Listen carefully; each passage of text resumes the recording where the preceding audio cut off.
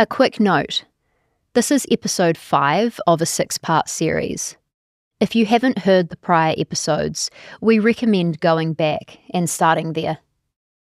It should also be noted that this series explores sexualized imagery involving minors and violence. Please take care when listening.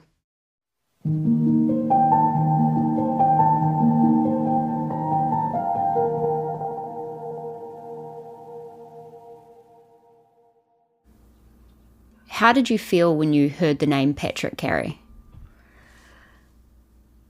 Overall, shocked, completely shocked. I was sitting with Kayla, back where the story began. We were in her living room, a couple miles from the basement where Patrick Carey had wreaked havoc on the young woman of Levittown. Kayla, remember, was the first person to learn from her father that she was on the website. And she later came to learn that Patrick Carey was the person behind the faked photos of her. This kid would DM me all the time and also swipe up on my Instagram stories. He never gave strange vibes to me. So when I heard his name, I'm like, are we thinking the same Patrick Carey? Because that's insane. And how did learning who was behind the website change your perspective on the situation? I think that made it even worse. For Kayla, his actions had real-world consequences. It completely altered the way that I thought about my body. I used to feel so confident about it. I felt so in tune with my body, and then it completely changed. I started having eating issues. I would eat 2 bites and feel absolutely disgusted in what I'm eating and disgusted in my body for wanting food. What Patrick had done to Kayla's pictures online worked on Kayla offline. He had manipulated her images, played with and altered her body to suit himself. And, in turn, she was changed. She had to figure out who she was now in the aftermath of his campaign. She sought help, did the work, and eventually learned how to cope. It took a long time for me to get there. It took a lot out of me, and I'm never going to get the old person back. I'm a whole new person now. In a comic book, this would be her origin story.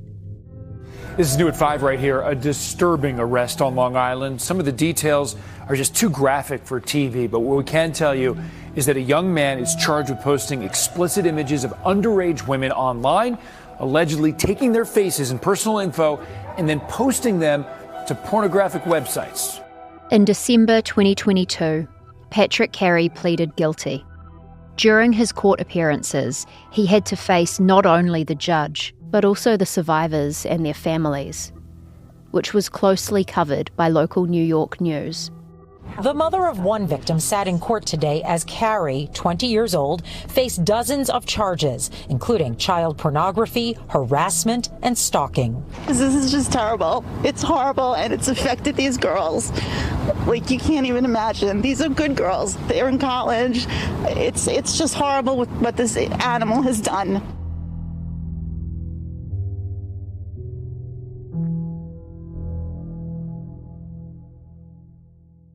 I was wearing this long gray dress because I didn't want him to see my body.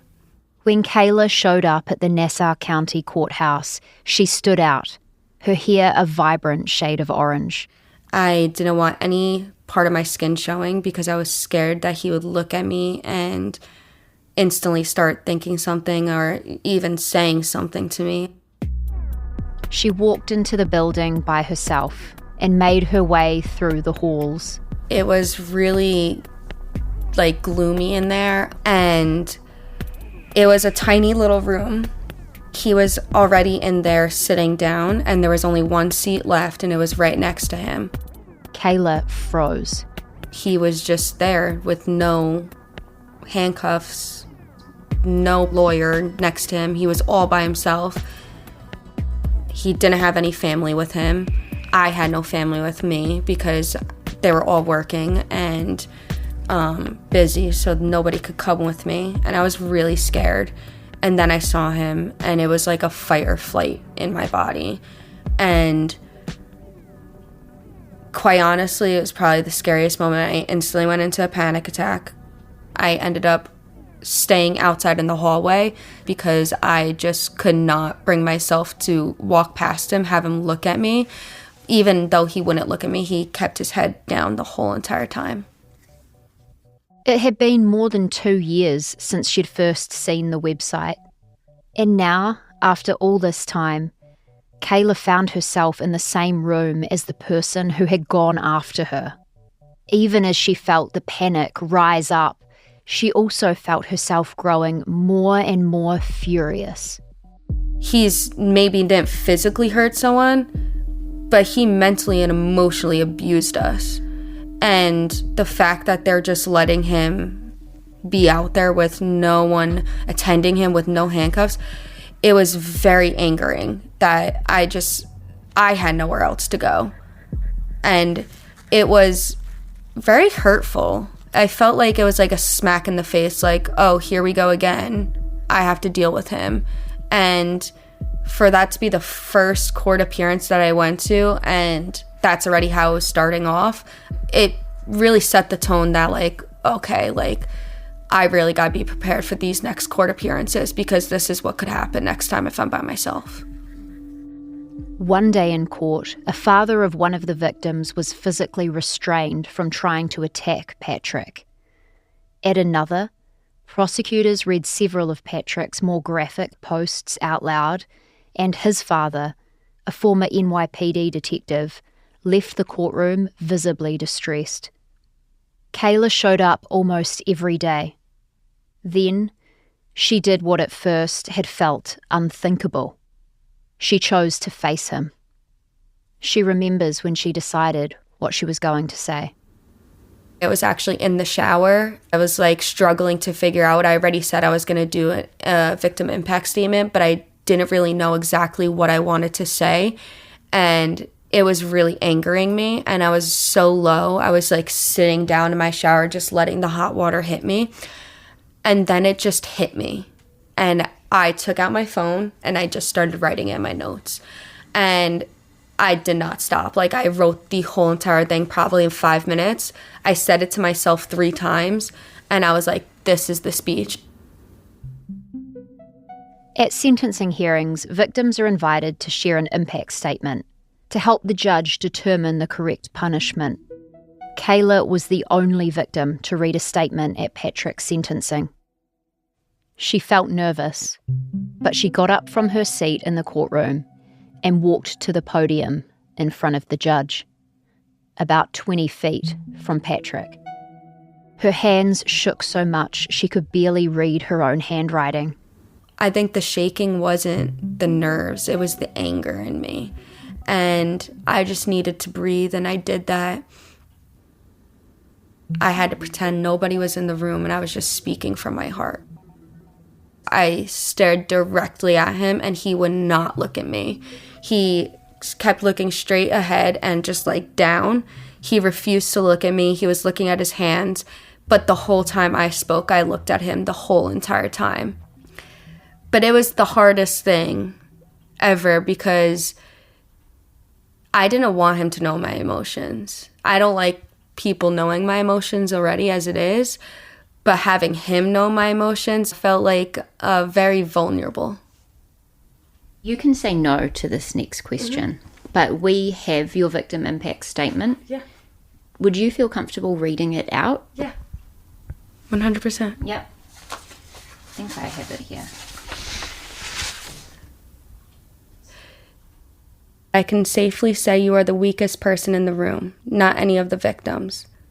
You had to sit behind an electronic device to say how you felt. I am the strongest person in the room because I am looking you directly in the face to tell you that you disgust me, you hurt me, but you have also changed me. You completely changed the way that I viewed myself and my body, and for that I'll never forgive you. Your name will forever give me nightmares and haunt me. You have no idea what you have done to me mentally and physically, but at least I am strong enough to be able to tell you this to your face. You make me sick like you make others, and I promise you that will never change. I hope you remember that. Now I have to heal my inner child because you couldn't hold back on your sexual desires and thoughts. How do you feel reading that again? Empowered. Empowered in what way? That I was able to actually stand up in front of him and speak my mind. Every single thing that I wrote in that statement was completely correct. Like, he is disgusting to me still. I'll never forgive him. There were dozens of young women who were targeted by him on that website, but only a few of them decided to be involved in the criminal case. Why did you want to be involved in it? Because someone needs to speak out. I already went through trying to be quiet about it and trying to push it past, but now finding out that this happened to so many other women and the extent that it happened in, I couldn't be quiet on that. Also, it's not fair to us girls that we had to sit here in silence seeing a website be posted of us and not be able to do anything and just have to sit here and take it. No, that's not fair at all.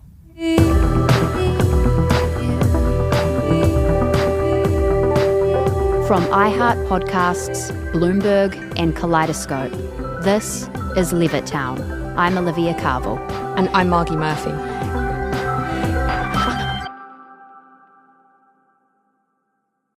Then it was Patrick Carey's turn to speak. Patrick wouldn't talk to us for this podcast, so we're having a voice actor read some of his statement here. Before the court, I can say endlessly how I regret what I have done for the rest of my life, how I wish I could take it all back. Not just because of the legal and social repercussions, but the regret that I failed my basic responsibility as a decent member of society.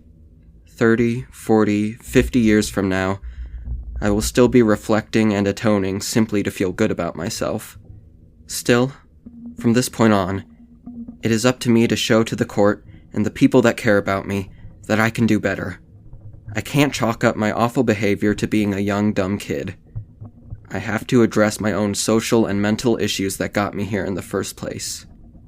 Only consistently within a lifestyle of discipline, empathy, and routine for a long time can I prove I'm worthy of some capacity of trust. And finally, to my many victims and their families, if you want to hear anything from me at all, I would want my last words to be that I do not expect forgiveness. I'm just sorry.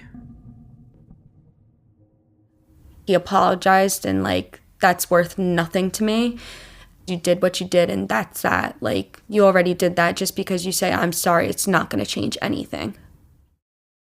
Since Patrick had pleaded guilty to multiple charges, including 3 felonies, there wasn't a question about whether he was going to be punished, only how the punishment would be doled out.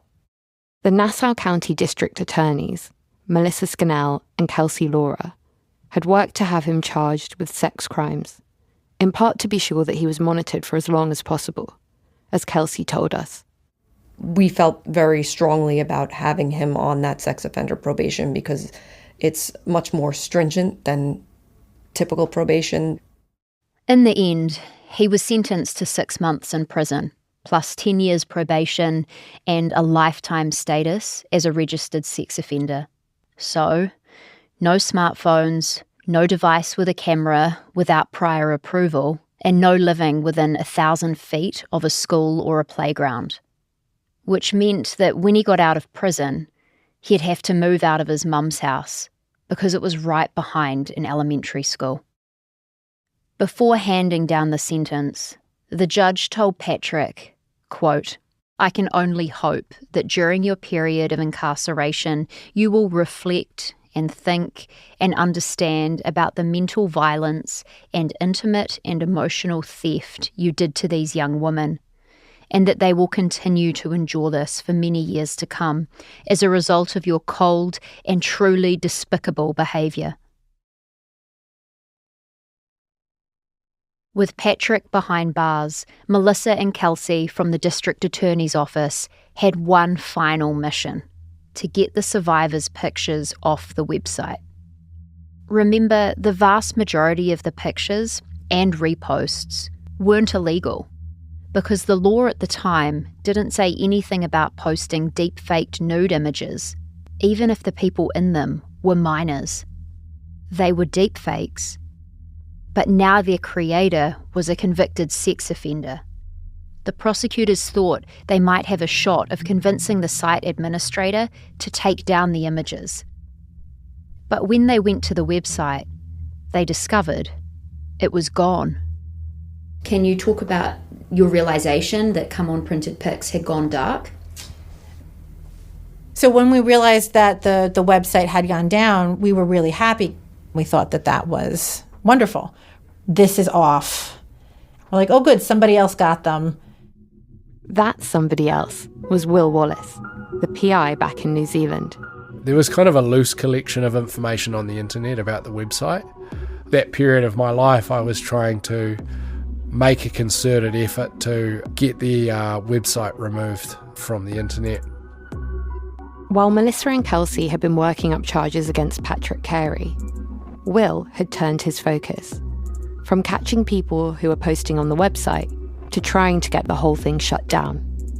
By this point, Will had helped solve a few cases and was frankly sick of it, of the site, the images, the harassment, all of it.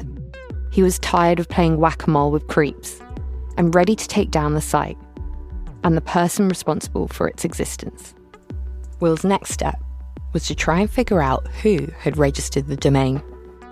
Within a URL, there is something called whois histories. Whois entries are not very common nowadays. Anyone who registers a website pretty much gets their information redacted. But one of the very first entries for Come On Printed Pics had an old burner email. Burner emails are commonly used by people who want to hide their identity. So how do you connect a burner email to an actual person? A massive security breach may have exposed the social security numbers of millions of Americans. Follow the hackers. Hackers have breached the email accounts of 24 organizations. Profiles of nearly 7 million customers were hacked. Data breaches. A treasure trove of information. Headline news at the time. When hackers steal our data from a company, they treat it like loot, to be sold off for profit, usually on the dark web. But after a few years, the information is no longer worth much and makes its way to the broader web. So Will was able to find an old database of hacked email addresses. He put in the burner email and found a match. This is how Will found out that the same burner email that was used to create Come On Printed Pics had also been used to create an account for Cafe Press, where you order matching t-shirts for family reunions or bachelorette parties. On that same database, Will could also see the password to the burner account used on Cafe Press. It was fairly unusual, not the standard password 123. And with that, he could essentially run a reverse password search in another hacked email database. The password was of sufficient uniqueness that I could, boil it down to a number of other email addresses. What Will found was a collection of email accounts that all had that same unlikely password, a decent indication that they were set up by the same person. And one of those emails had the name of an actual person. Scott Trent Costa. Will looked up the name. Scott Trent Costa appeared to be a real, living person, according to public records. But as far as the internet was concerned, Scott Trent Costa didn't really exist. No social media, no LinkedIn, nothing.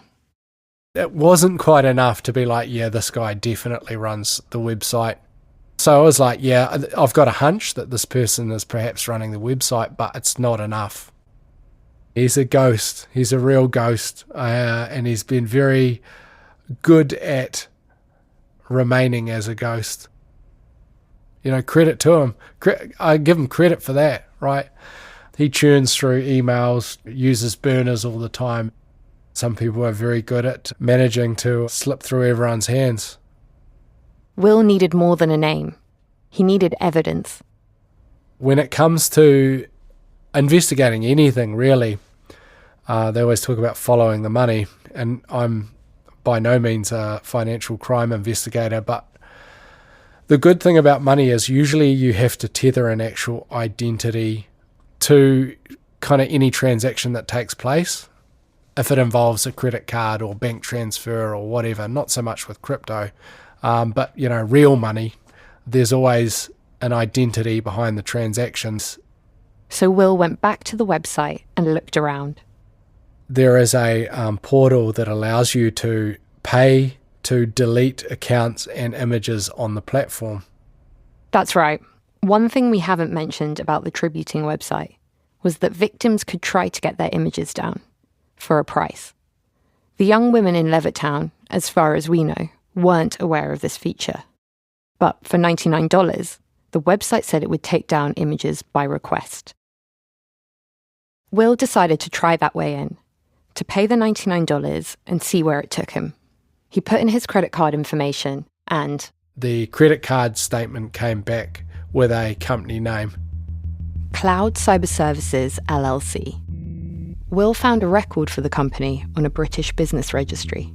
He saw it was registered to Scott Trent-Costa.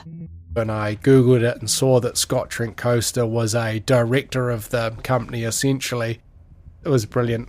I was like, I know exactly who runs this website, even if I don't know a lot about them, but it was like a milestone for sure. Finally, Will had found evidence connecting the website, where women and girls all over the world were being abused, degraded, and doxxed, to Scott. He had also found another company used by the tributing website in a Louisiana business registry. He saw it was registered to a person. Name, Scott Trent-Costa. Location, Louisiana. Age, 30. With this evidence, Will began tipping information on Scott to reporters who had previously written about the website, and law enforcement who might be interested. He also wrote a blog post outlining his findings in detail. And then, crickets. I didn't really get any response, which I found really surprising because in context the website had certainly been talked about a lot, generally in tabloid newspapers or court documents. I thought there would be a lot more of an appetite to pursue it from anyone.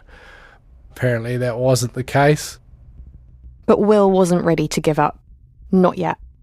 He wanted to seek justice for the young women and girls he saw on the site, and to hold Scott accountable. But he needed allies. At that point I was like, well, where else is this website being talked about? And that is how I came to know the Reddit forum, Ban Female Hate Subs. That's after the break.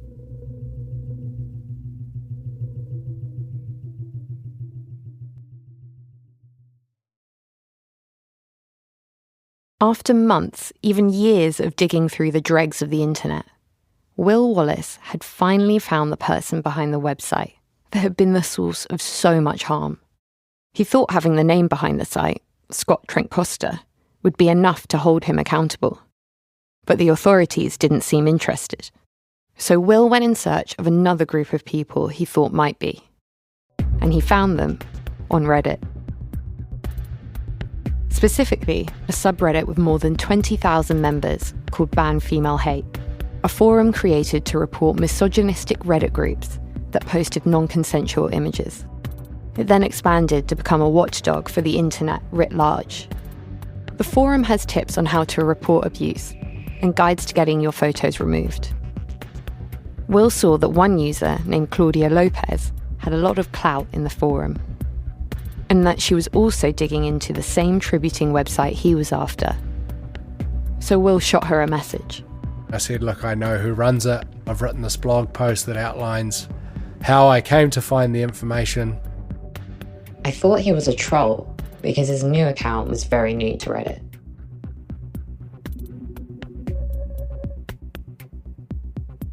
Claudia is super mysterious. We don't know what her real name is. She appears to live outside the US, and types as if she's speaking through Google Translate. This is me reading our back and forth. We've put an effect on my voice when I'm reading back what Claudia wrote. Why do you have to keep yourself anonymous? I have many enemies. Some show themselves, and others like to be invisible and attack without warning.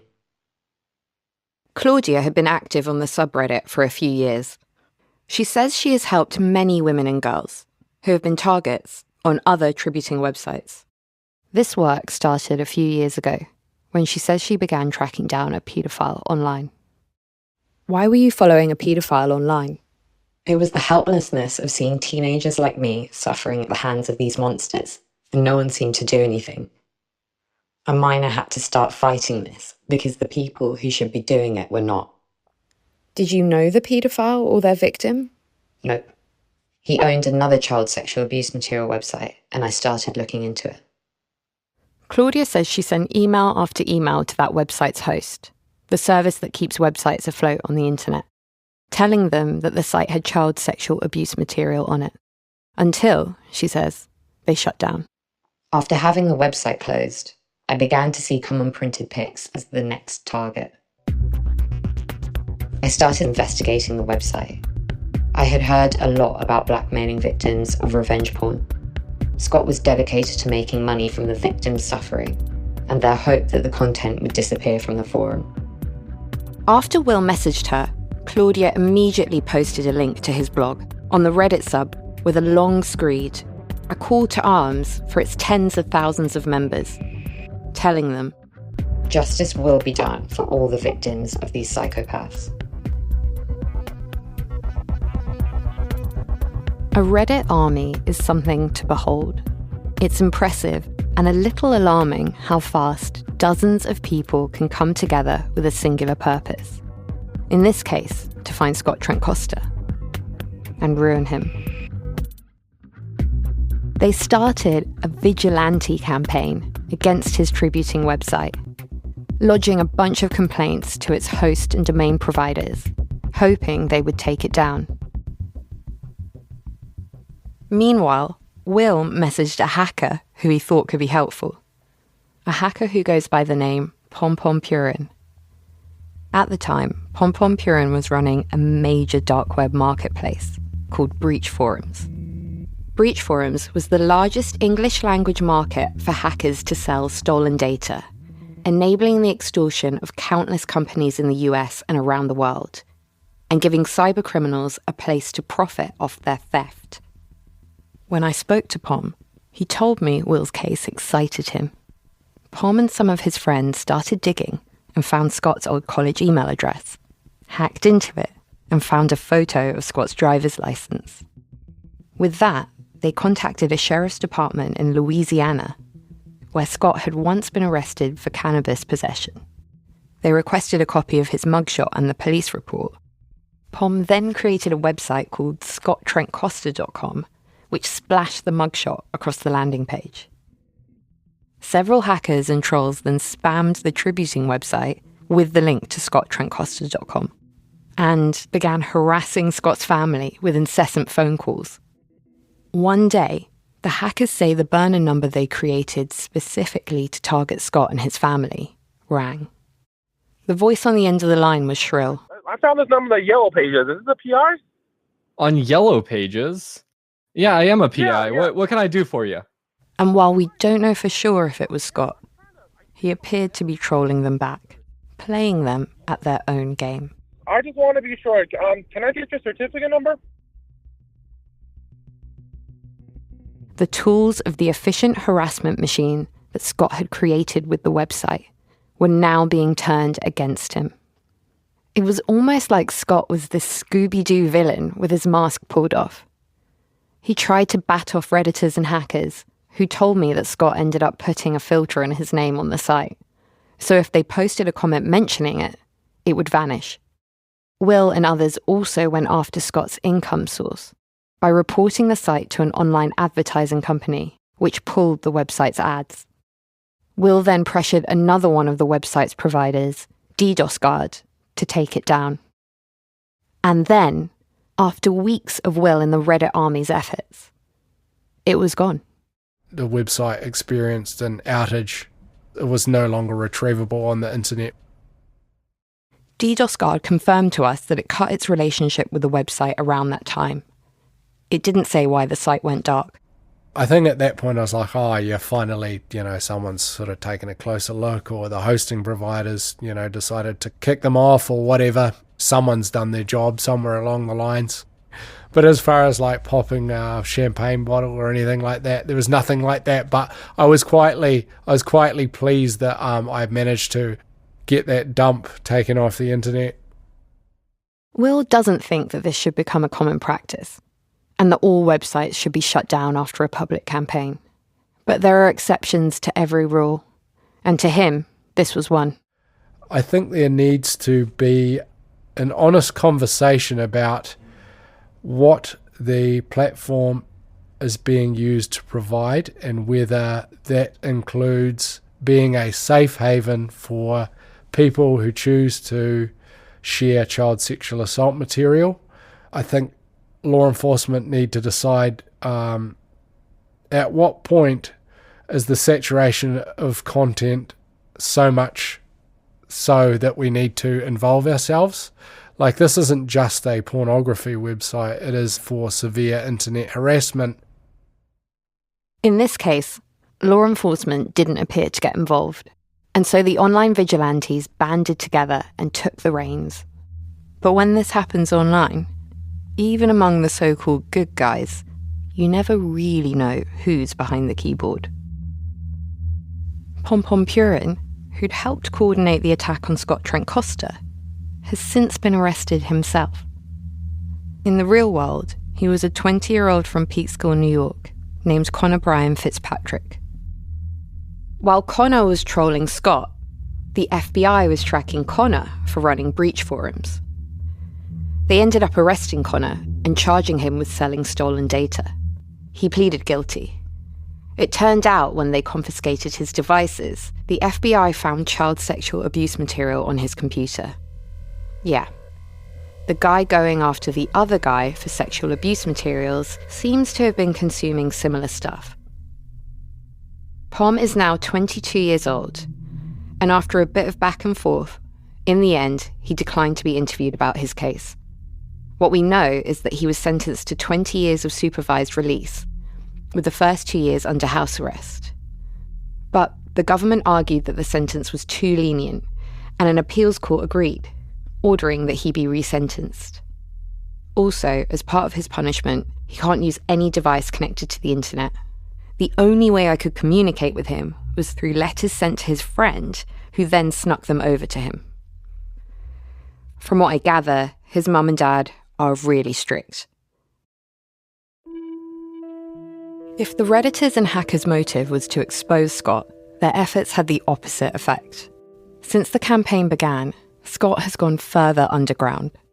I'm told by one of the hackers who's seen Scott's financial statements that he's been Airbnb hopping, not staying in one place for long. Olivia and I still haven't been able to talk to him, except for one short email exchange. Early in our reporting, I emailed Scott to say we intended to name him in a print article we were doing about the site. Scott responded. He said, quote, "If somebody does not wish to be named or does not wish to talk, why are you going to mention them in a story they did not agree to, or even publish it in the first place?" He claimed that people could now have their images removed from his site for free. He asked us not to, quote, "name and shame him." Quote, "We ask that you do not write your story and instead focus on something more important, rather than bringing attention to such a sensitive matter and naming individuals publicly." And then he signed off, calling me, quote, "weirdo." He makes himself out to be the victim. He just reverses the victim and offender and makes himself out to be the victim in all of this. Right, and he's literally made the entire website is about not only naming and shaming, but showing people in their most intimate setting without their knowledge. The irony is unbelievable. It is. It's such a weird projection thing going on there, right? If Will's a terrier, then Scott's the bone he can't dig up. Within just a couple of weeks of the site going down, another popped up. Same look, same pictures, new name. Come On Printed Pics was now tributeprintedpics.com. Claudia, the Reddit sleuth, says she immediately sent a complaint to the news site server network, Cloudflare. The next day, she says she got an email from a strange address she didn't recognize. My email address was supposed to be anonymous, so I was totally surprised. And when I found out it was him, I was doubly surprised. To her, it appeared to be from Scott. He seemed to be angry that I submitted an abuse report. I suspected that he was afraid that his domain would be suspended again.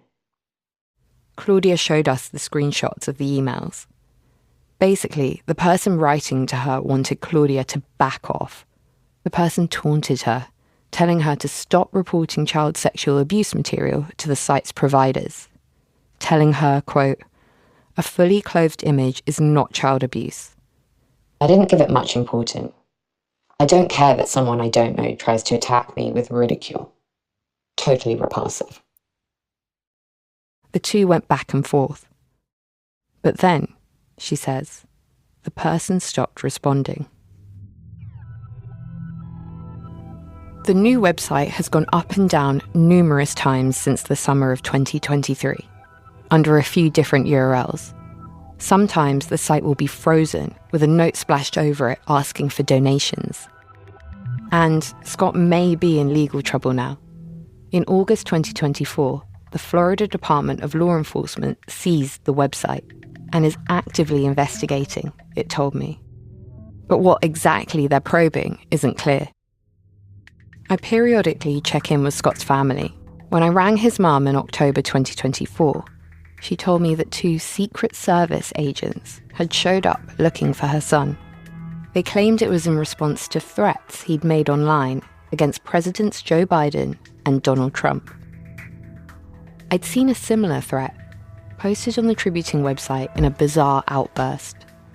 Scott's mum said she told the Secret Service she hadn't seen her son in months. The takedown notice on the website says that it was seized in relation to a law protecting the life of someone who might be in imminent danger. And Florida, where the investigation is taking place, is home to Trump, a previous target of assassinations. Scott's mum and I talked about what he was like as a kid, that even in his younger years, he was very good with computers. He must have been. He helped develop the website when he was a teenager, around the same age as Patrick Carey, when he too was coming of age along the darkest edges of the web.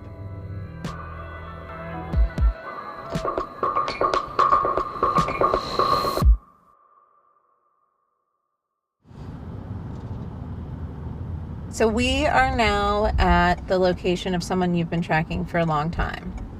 Yeah. This guy has been a mystery, an enigma for us. Like, we've had so many conversations about Scott Trent Costa, who he is, why he does what he does. Margi and I still wanted to talk to Scott. So we found his most recent address, a flashy high-rise in downtown Los Angeles. You see right in front of us, that's the building. Oh. This big glass. Oh, okay, black building. This one's fancy. This looks like Sauron from Lord of the Rings, like a giant black monolith. Only to find out, Scott didn't live there anymore. Apparently, he's still on the move. But while we were in LA looking for him, we found something else. So we're heading to an apartment block in downtown LA to go and see the apartment that's registered as the address for Soul Ecom Inc., which is the owner of DrawnNudes.io. We were hearing of more cases like the Levittown one, tied to a handful of deepfake apps. We wanted to know who was behind them.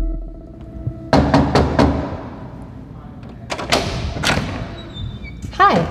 Hi. My name's Margi. Are you Kayla?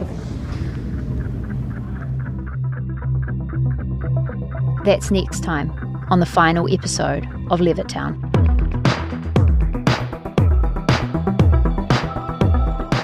This series is reported and hosted by Olivia Carville and me, Margi Murphy. Produced by Kaleidoscope, led by Julia Nutter, edited by Neda Tului Semnani, producing by Dara Look-Potts, executive produced by Kate Osborne, original composition and mixing by Steve Bone. Patrick Carey's statement is read by actor Jackson Ark. Our Bloomberg editors are Caitlin Kenny and Jeff Grocott. Some additional reporting by Samantha Stewart. Sage Bauman is Bloomberg's executive producer and head of podcasting. Kristen Powers is our senior executive editor. From iHeart, our executive producers are Tyler Klang and Nikki Etor. Levittown is a production of Bloomberg, Kaleidoscope, and iHeart podcasts. If you like this show, give us a follow and tell your friends.